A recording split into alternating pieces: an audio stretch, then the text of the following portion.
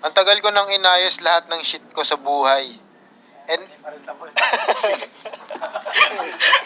Nagtatanong pa rin eh. Sige, tol. Hindi niya naayos nga. ang tagal ko nang inayos lahat ng shit ko sa buhay. And almost 3 years na din mula nung last relationship ko. Then hanggang ngayon, parang ayaw pa rin sa akin ng mga girls, ng girl. Or wala man lang lumalapit para tumesting. Tumesting ka.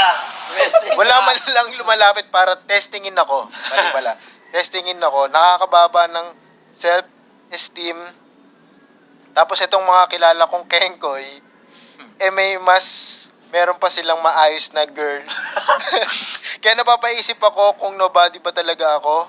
Pagkatapos ko ayusin lahat ng department sa buhay ko. Any advice?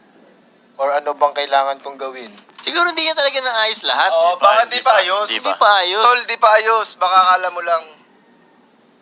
Kasi malamang kahit yung status niyan, hindi pa ayos. Kasi Hindi, tumaas lang ng konti status mo, magkakachick ka talaga. Yung way ng sinabi niya, akala niya na ayos niya na talaga ko eh.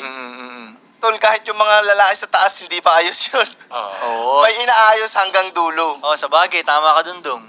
Hindi mo maayos lahat yun hanggang kaduluhan ng Walang di natatapos yun.